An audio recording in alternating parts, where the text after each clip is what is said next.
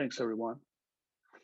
Courtney, in Aurora, how does your team do recruitment? You're part of the county. You're not part of the county. You're part of this. You're part of the city. You're not an independent organization. How does this work for you? So we contract for all of our employees. So we use a paramedic from our 911 contract with the city, Falk Rocky Mountain, and we contract with the city of Aurora's mental health center, which is a nonprofit, technically not put on by the city, but that is the Aurora Mental Health Center, which is a nonprofit. So we've struggled a bit with recruiting. I think many people, especially on this call, know the struggles of working for a community mental health center when it comes to compensation and benefits. So it has been quite a struggle for us in that realm. Both our alternative response and our co-responder programs are staffed clinically through the mental health center. We are not a county, unfortunately, so it's been some struggle of bringing clinicians onto the city because there is a concern of, well, we don't want to do what the county's doing. Aurora is split up between 3 counties, so it also is difficult to go through the county. There's not one full county that encompasses Aurora. So jurisdictionally, it's become an issue on that end. But yes, our recruitment efforts are kind of out of our hands on a lot of things because we do contract. So we have to follow through the rules of HR and everything with these agencies that we're working with. But I will say we do a lot of collateral material and a lot of media and just exposure of the team, the missions of the team, who we serve, how we serve, and just overall the purpose. And that's been helpful in getting interest. Currently, we're at 1 team. We have 1 paramedic and 1 clinician. We just exited our pilot phase in March, but we have been sustained to continue at this level throughout 2022 and hopefully expansion in 2023. So I think we'll really see what that recruitment effort looks like closer to 2023. As far as our co-responder program, they are housed in the same department. I oversee that as well. We are looking at making a pool of clinicians because our co-responder program has had significant issues with recruiting, not so much getting the interest, but getting people who are the right fit. Something I always say is we can teach skills, we can't teach personality. And that is often what we run into, of people who are really struggling to serve technically forensic populations or special populations, especially when it comes to people who have already been involved in the criminal justice system, wanting people who have a restorative mindset, wanting people who are really dedicated to putting themselves out there and putting themselves in potential danger. So that on the end has been a little difficult, just getting the right people. Are you able to tell your HR team what the right, how do you tell them what that is? What is your criteria for that person? So we do give them a job description that we create, which has been helpful in determining what kind of skill set we need. We do give kind of a basis of, here's the kind of person we're wanting to see. This is the kind of background we would like. We want someone who has experience working within first responders or working alongside or with first responders. Now this is our ideal person, right? So we're not going to find our perfect person every time, but it's just those like preferred qualifications. So within our preferred qualifications, we want someone who has worked either in the forensic population. We want someone who's either worked alongside or in first responder work at some point.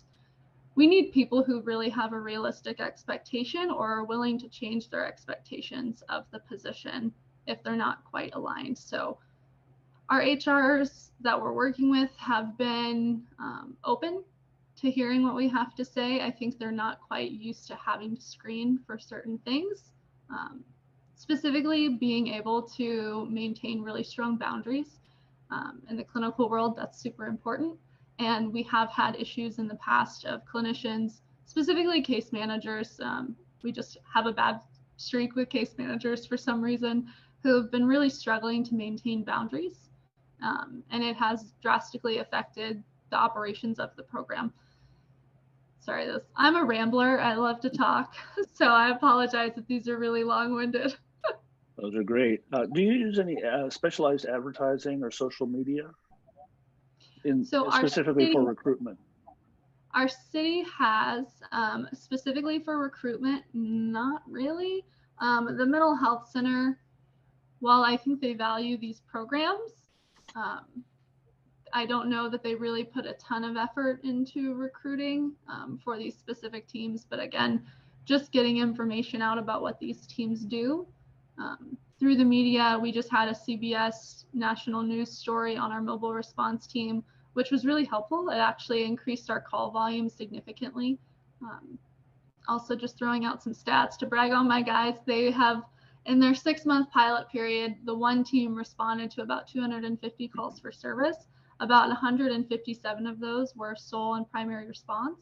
And additional to that, those remainers were actually officers calling saying, hey, this is way out of my scope. Can I pass it along to you guys? So we were able to get buy-in from our officers and our first responders on the field as well.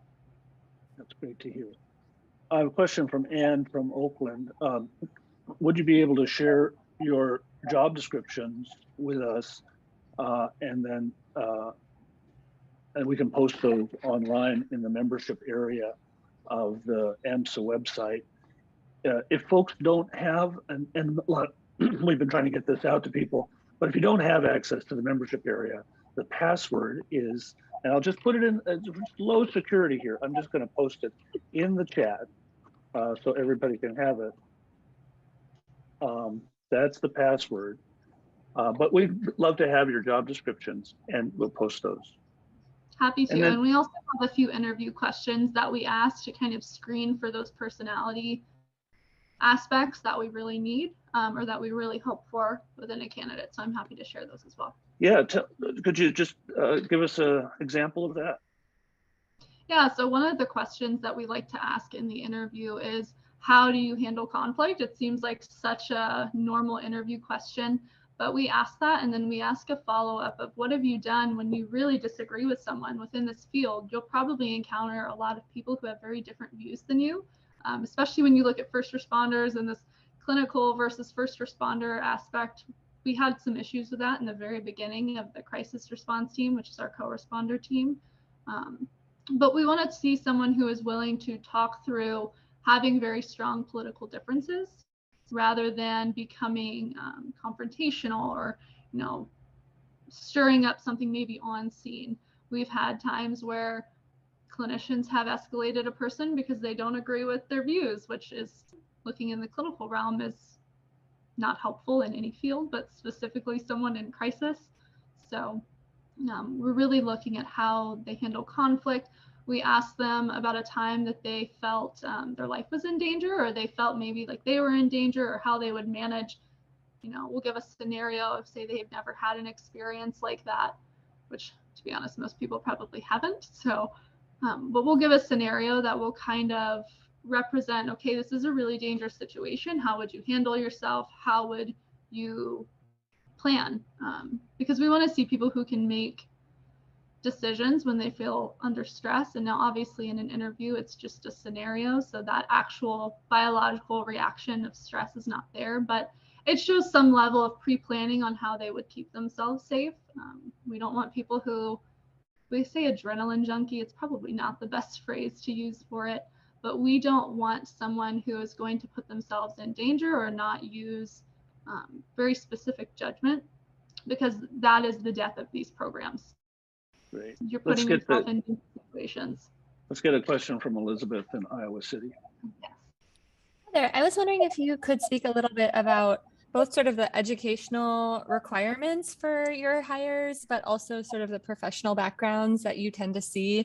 We have a huge range from like folks with pastoral experience to former law enforcement to peer support specialists to a ton of students, in fact, in the mental health field. So I was just curious where other people are coming from to your program. Yeah, so for our mobile response team, our alternative response, we have to have a licensed clinician. That is a requirement of our program. Master's level usually is what we see. We're not opposed to doctoral levels, but you just don't find that at the mental health center very often, or just in this specific realm, in my opinion, at least from what I've seen. For our co-responder program, master's level clinicians can be unlicensed or licensed. We do have licensed preferred. Our case management, just a bachelor's. and hopefully some experience, but we're willing to educate again if that personality is correct. And then we are hoping to bring on peer specialists with the expansion of the mobile response team. We haven't gotten that far yet. So as far as like the actual requirements, I don't see an education requirement with that. I really value lived experience more than I do education, specifically when we look at peer specialists. And I think that serves as a huge barrier to hiring people who are really passionate about the work. And I see that even in the clinical realm, but obviously there's some skills that have to be taught and the level of liability for that education requirement for actual clinicians. But as far as peer specialists, I don't anticipate there being an education barrier. I would hope not, but I'm also not in charge in that realm. So Dan yeah, I would Bossmer. reflect that back, is that some of our most gifted and sort of like wonderful clinicians do not have the MSW or whatever, and I support that. So thank you. Dan in the chat has a question that's probably good for both Courtney and Alana, which is, are your crisis workers, this is a little off from recruitment, but are your crisis workers always going in pairs? Yep, so our paramedic and our clinician are always going out together. They ride in the van together. They drive around in a white Ford Transit van.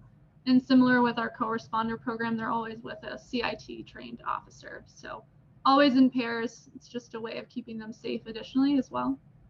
Can I follow that up? First of all, Courtney, thanks for sharing your body of experience with us. Can I follow that up and say, did you say that the paramedic is from another organization going out with your crisis worker? Correct. Yep. So we partner with 2 agencies. So there's many agencies involved. So I'm City of Aurora overseeing it. And then we have a paramedic from Falk Rocky Mountain and a clinician from Aurora Mental Health. That has been really difficult. I don't recommend. In fact, we're exploring some options of how we can bring clinicians in-house or maybe partner with a different agency that could hire both individuals somehow. It's very difficult because I am not the direct supervisor to either of them. Right. And I have to rely really heavily on their direct supervision to be adequate, which they do a good job for the most part, but I will say there's some things that get lost in translation or slip through the cracks.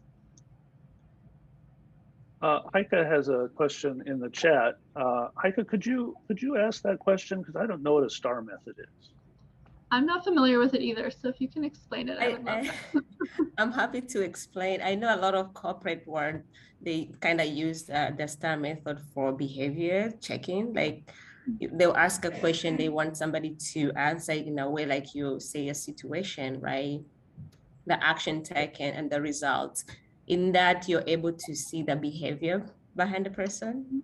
So I don't know, you can look it up if you're having challenges in the behavior. I know sometimes we ask those behavior questions broadly and somebody will answer the way they want to answer so that they can get a buy-in and get the job. But I think the STAR method has been proven to work in terms of, really getting to understand the person and their behavior will come and show in real time. I don't know how perfect it is, but you can try. This is amazing. No, thank you for sharing. We don't currently use this method, but we do a lot of scenario-based interview questions, specifically to see what someone's clinical judgment looks like, to see what their boundaries look like, the scene safety scenario as well. So we ask about 3 to 4 scenarios. But no, this is awesome. I'm actually going to take this back. So thank you for sharing. And thanks for Anne for sharing in the chat. Thank you. Really excellent explanation of what STAR is. Tiffany, you have a question? Yes, I have a question. So for us, our alternate response program, we are running a multidisciplinary response team with CIT officer and a paramedic. And so, and no one is supervised by myself except the clinicians. And so I was wondering from Courtney, I know you were mentioning that your paramedics are from somewhere else. Are they not even from your city, or are they like private ambulance? How is that? What does that look like? So they are from our city, kind of. So Falk is our 911 contract for ambulance, just in the city of Aurora. They're separate from our fire department. I know some places they're kind of intertwined. Ours are separate. Like I said, I don't oversee the clinician. I don't see or oversee the paramedic either. I can provide feedback on how they're operating as a team, but not so much that individual feedback itself. but it is a private ambulance company, I think. I have to be honest, don't know. I do know they're severely underpaid, so I don't know if that provides any background of what kind of ambulance they truly are. But yes, totally different company. They are in the city. They do serve the entire city of Aurora. I don't know if they hold other contracts within Colorado. I can imagine they probably do, but they've been our 911 contract for about 4 years now, 4 or 5, probably longer, but definitely since I've been there. Okay, yeah, that's definitely a different look because our paramedics are intertwined into the fire department and intertwined into OEMC and counter intertwined into the Illinois Department of Public Health. So it's a lot of moving parts with that. Oh yeah, I can't even imagine. If I can go back and so let me preface, I was hired later in the process of developing the program. So I did all of the initial rollout of the program when it came to operations and SOPs. Now, as far as who we contracted with, who was employed as our clinician and our paramedic, I was not involved in this process because I was not hired yet. If I could change it, I would use our fire department rather than an external ambulance company, solely because we would have that direct supervision, and the city already has the functional ability to provide that medical supervision and management, and it would give our capabilities. So currently our paramedic is just a BLS paramedic, so basic life support, can't do any kind of acute care. If we were able to use the fire department, we would have a little more capability there, as well as some more buy-in. So at our city specifically, Falk is like the annoying little brother of the fire department. So we see some medical judgments just get kind of overturned, which is fine because the fire department has, I think, medical authority is what they call it. But as far as our clinician, they've tried to overturn some clinical judgments, which is just not their scope. So we've had some issues there. But yeah, if I could go back, I would use our fire department to kind of help with that continuity piece, specifically because they do have that medical authority.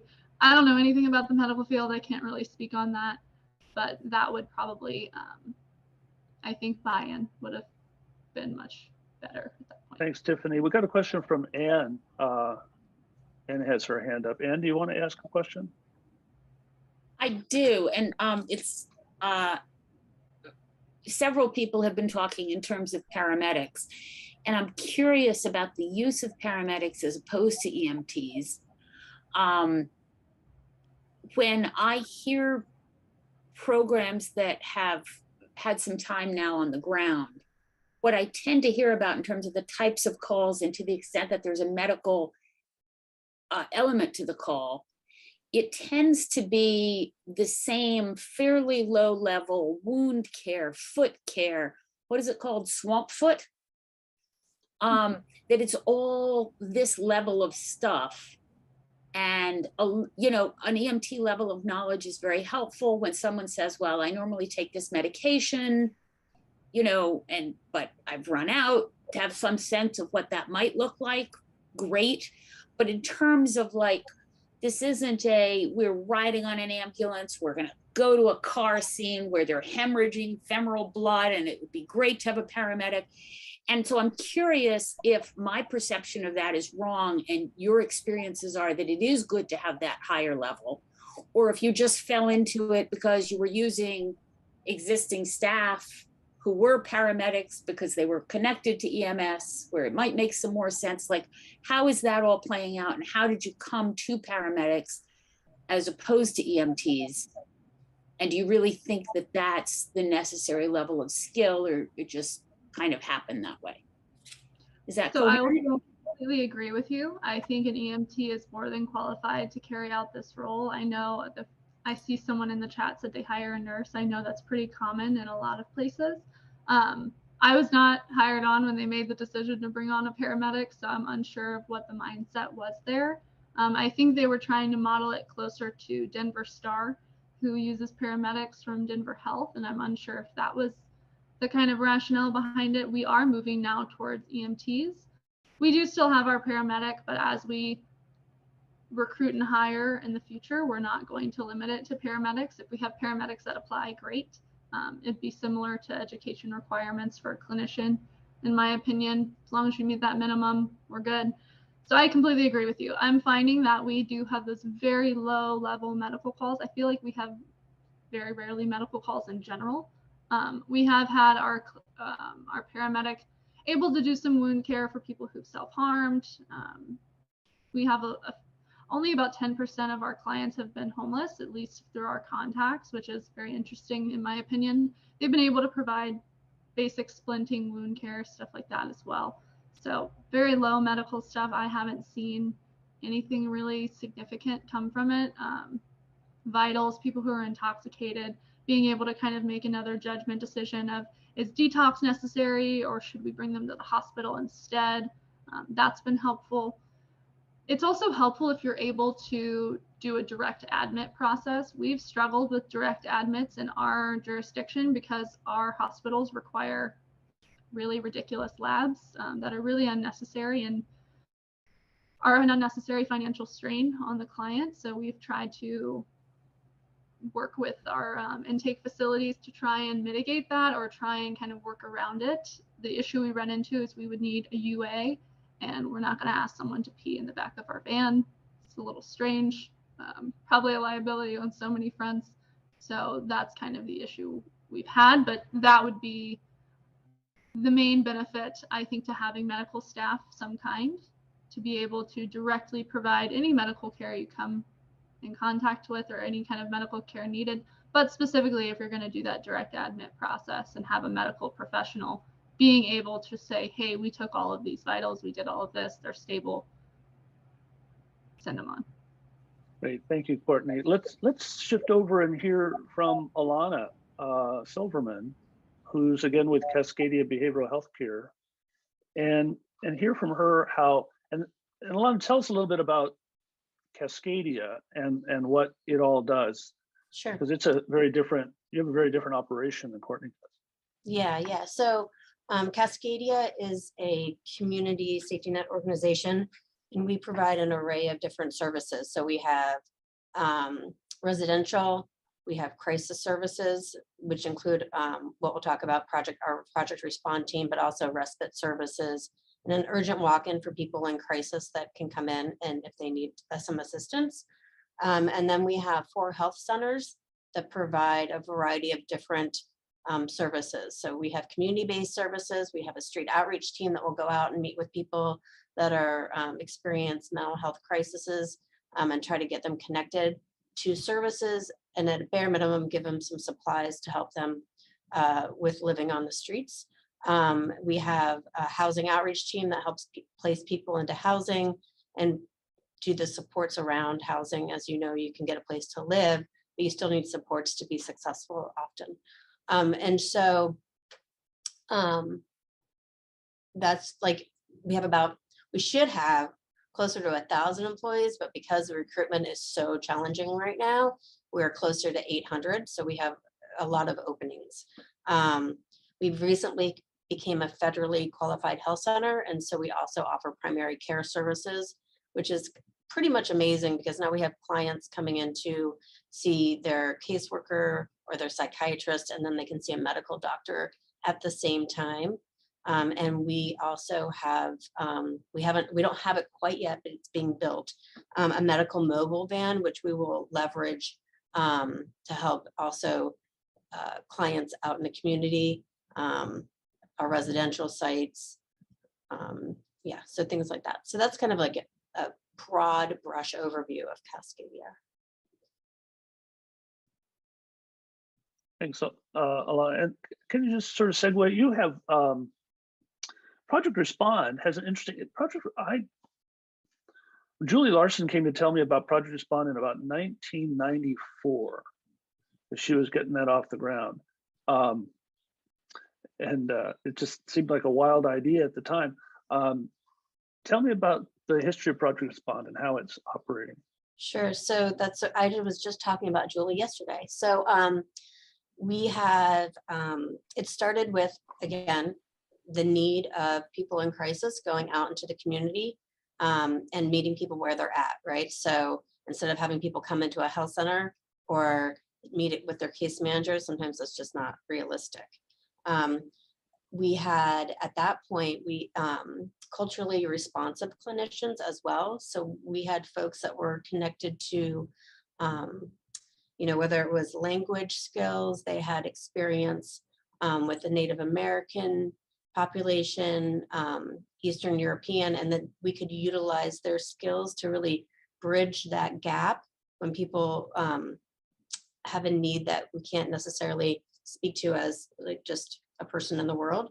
And it's really grown over the years. So it was Project Respond, really focused. It was a small group. It's really expanded now. And so we have teams, like we have someone at the emergency department liaison. So if someone's in a mental health crisis at the emergency, how can we provide services there to get them what they need? We have a family crisis stabilization individual, and they go out to sometimes the schools or to homes where children and young adolescents are having some challenges. And again, it doesn't just stop where you go out and you assess and then you walk away. It's you assess, you provide services, follow-up services, and try to get them connected to resources within the community. Again, it might be resources here at Cascadia, but it might be resources with another organization in the community. I think it's really important to remember as a community safety net organization that there are a lot of organizations in our community that can provide services differently and sometimes better than we can. And so to make sure we provide that to our clients.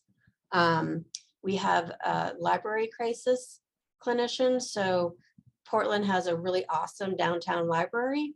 And a lot of times people go there because it's warm and there's computers and there's people and so we have someone there to also help problem solve and educate the staff there on how to manage situations that come up. And we definitely use also peer wellness specialists on our teams. It's already been said, but I agree wholeheartedly. You have lived experience. You can provide a level of care that others can't. And so we work in Multnomah County at Cascadia, and typically how it works is if someone's having a crisis, they call the Multnomah County Crisis Line.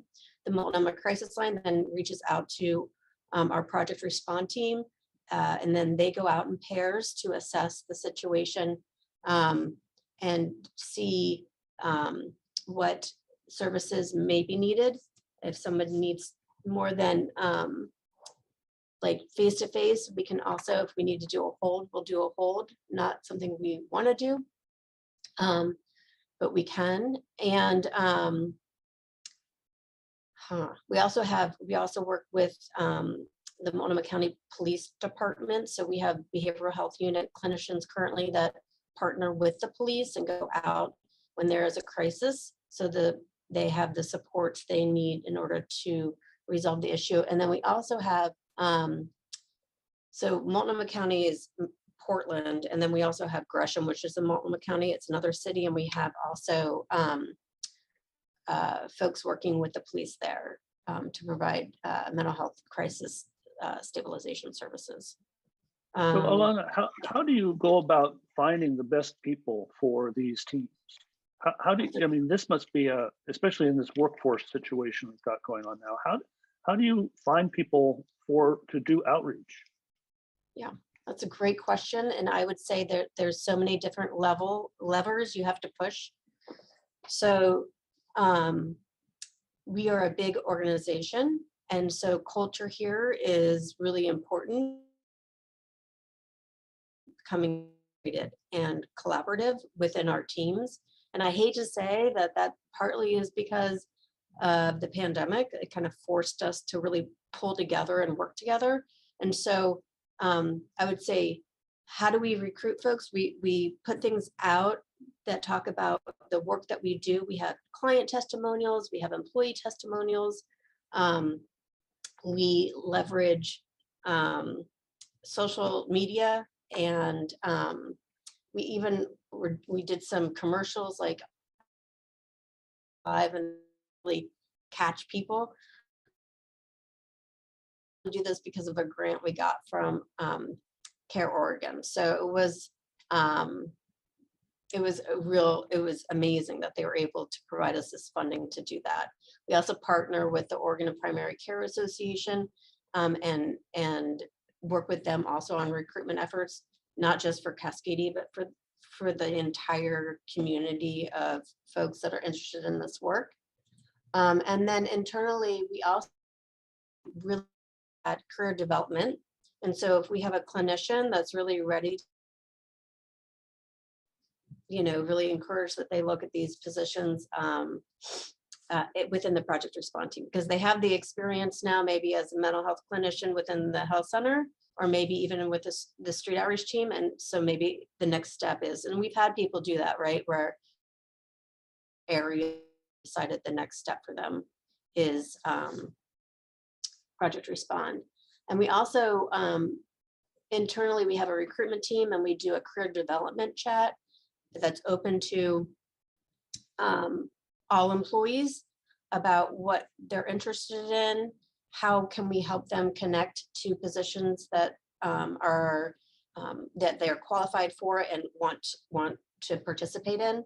And then we also try to create a pipeline with interns. So we bring interns in, they may be working with Project Respond as an intern, and what a great way to bring them into the organization. And then we really, in terms of, it's hard, right? Because our funding is very different than the county, and the benefits our benefits are very different as well. They're just not as robust. We just don't have that kind of ability. So we have to think outside the box. And so we try to, we've been trying to attach ourselves to every student loan program that's available and apply and get our employees connected to that, right? So if you, there's a program where you can actually get up to $50,000 a year in student reimbursement. And that's and we've had people come back to Cascadia because of that. And then also we have changed our benefits. So we've taken on more costs for family and partner benefits and children. So that's a big deal for us, and something we can continue to add more and more to. And then we're really focused on equity. And that's really one of our big principles here. And so we have a racial equity plan that we work on. And we have implicit hiring bias for managers, so they really understand what kind of questions, what did they bring to an interview that they may not even be aware of when hiring individuals. So we do a lot of different things to attract. It's many components in there, as you said. Go step back just for a moment and tell me about this student loan arrangement that you have. Sure. You're able to help people with their student loans who are willing to work for you, a public service organization. Correct. And we've been lucky. So, I mean, I'm sure most folks know about the public service loan forgiveness for folks. So that's been going on since I've been here 16 years. So I think it's been going on the entire time I've been here. But then we have, because we're HRSA, really, we have some HRSA funding for student loans, but then we were able to connect with another loan program that really isn't just for folks that have their masters, because a lot, or that aren't licensed, I should say. A lot of the programs are for folks that are licensed. So this program is really for anyone who has a student loan and provide direct care to clients. So we've actually had people want to go into a management position, but then they lose that and they're like, yeah, I don't think so. I'll just stay where I'm at. So we're constantly looking for opportunities for employees. And then the biggest thing, though, I have to say, is also getting that information out to employees so they know it's available. So we've created like huge posters and we put them at the sites, and it's on our intranet, and we talk about it in staff meetings. So it's amazing, really, how hard it is to push information out. Let's get a question from Elizabeth. Hi there. I was wondering if you could share a little bit about kind of the staffing structure for supervision. We run a 24/7 program, so getting folks to be available to answer counselor questions who are in the field is very hard. Yeah. Personally, it's a hard job duty for me. It So is. I was wondering how you are developing folks to prepare for that and sort of what the schedule structure is and anything you can share about that So challenge. are you talking general supervision or are you talking like licensure supervision? Not licensure supervision, just Yeah. they call you and are like, Yeah. What do here we we do? are, something's up, what's happening? Help. Yeah. So that's, we have administrators on call. So we rotate within the supervisory group for our crisis services.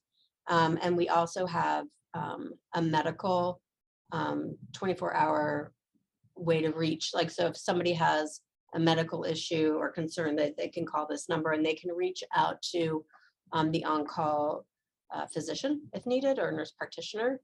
And so we do that. We also have ongoing team meetings where we bring in issues and concerns and share what those are and how maybe a discussion like this came up on Thursday evening. This is how I handled it. Did people have ideas of how you would handle it differently? So it's a lot of discussion around things of that nature as well. But we have a pretty big on-call pool. I've gotten calls at 3 a.m. from managers, and so people know how to get a hold of folks if needed, for sure, outside of just the admin on call. Thanks, Elizabeth. Dan in the chat has a question. If we could have a show of hands for people who have, you can just raise your hand in the Zoom. Who's using interns? Anybody out there using interns in the field? Elizabeth is. Joan? Thank you. Dan, did you have a follow-up question for that? No, I have another question for Alana. Great. If that's okay. You have a lot, first of all, you sound perfect. Far from that, but thanks. Everything right. And I have a long list of these things to check out on here in Illinois. But in terms of, you have a lot of specialized programs or units, and are you getting different funding to add these things, or how do you do that magic? So funding is for Project Respond, which is our street outreach team. It is through the county. So we work with the county, Multnomah County, on those funds. But we do have so many funding sources at Cascadia. It's a little bit complicated and overwhelming. Grants is a big one, right? So we may get some grants to supplement what we're getting from other entities. So maybe we think that we should need more peer positions, and so we may look for grants to support that. But for this program, it's Multnomah County. And you bill Medicaid directly? Yeah. Other questions for Alana? Alana, there's been some requests for your personal contact information. People have follow-up questions that Oh, are sure, more select to absolutely. their organization. Would you be willing to share that in the chat for folks? Yeah, absolutely. Sure. I also want to speak to the STAR method. We just started talking about that, and we are starting to look at how to, again, get that out to our hiring managers. So for our recruitment, we have recruiters. We advertise, we reach out, we talk to schools, we go to career fairs, everything we can to attract applicants. We screen them, but then the hiring manager really takes it from there, because we're not the experts, they're the experts. But we also want to make sure that they have the tools in order to be able to decide if they are able to respond in a way that's appropriate in crisis. And so we started looking at the STAR behavioral based interview questions, right? So give them a situation and action and result. And so I'm so excited that you brought that up. That was great. Any particular technique work better than others? What's your revenue on investment in say advertising or career fairs? So career fairs are not very successful since the pandemic because they're all virtual. So that's, but the one thing that we're doing is we're reaching out a little differently. So to the schools, so Portland Public Schools is a big school district, right? So we have connected with some of the high schools that have more vocational type of programs. And so, and then reach out and talk to the teachers and administrators around what Cascadia does and how people can get involved. So we've kind of done that instead of career fairs. Again, we got really a huge gift from Care Oregon to be able to do this recruitment campaign that really has, I mean, and it really has, I'll tell you, we've gotten a lot of, I don't know how to do this, but you know, you can track clicks or like views and things like that. So our communications department does that. The issue that we've run into that we're working on, but the issue is that we have a lot more visits to our career page, but our pay isn't so great. And so people can go somewhere else and make more money. And so we're working on that currently to figure out how can we change or how can we lead the change in market, right, for compensation. Because when you look at market for nonprofit community-based mental health, it's pretty low based on our rates that we get. But can we lean in a little bit and push the dial a little bit and see if we can increase that? So then we increase the level of market for the community and see what we can do about funding. It's kind of like you sometimes just have to lean in really far and just take a leap of faith. The pay differences are stunning right now. I talked to two teams last week that had the salary differences were 50% across the board different between cities 100 miles apart from each other. Mm-hmm. And we're competing with the Kaisers of the world as well. Like we have an employee that just went there. She is a licensed clinician. She was in management here. She's making so much more as an individual contributor, and she's amazing. I mean, she's going to be amazing in this position. We just can't compete. So that goes back to really selling why we do what we do here at Cascadia and the importance of community-based services and making sure that the culture really aligns with the values of our employees. So. One more quick question from Ann. We're just about at time. It wasn't a question, just that the extent to which you, I mean, I hope we could talk about in some future time, Jason, is about the barriers to employment and what people are doing to address them. I think what happened with macro is that Black men got caught up because they tend to have very poor driving records since they're pulled over all the time. And that became a problem. I think that we thought that we were going to be able to get people who had a criminal record through if they were able to demonstrate things that happened since then. I think they also got caught up. So I'd really like to have that conversation. In terms of the wages, the fewer requirements and the more that you're hiring peers, you can make a good wage that wouldn't be a great wage for a clinician. And it's way better than the violence interrupter pay if you're recruiting from that field, which meets all of the standards that people were talking about earlier about willingness to go out, restorative justice approach and everything else. These are these people, not so young, who are from those communities, are going out, are engaging with what is it called? The forensic population, right? And, if you can pay them a low clinician's wage, they're not going to go anywhere on you because the violence interruption wages are abysmal. So, I mean, that's, I think that if you do the two together, you can really increase your bang for your buck and get some excellent people. There's some great synchronicity there. Thank you, everyone. Our meeting will be in exactly a month. Thank you, Alana. Next you. subject will be dispatch. We'll be talking dispatch next month.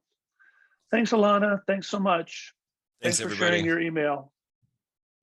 We'll see everybody in a month. Have a good week, guys.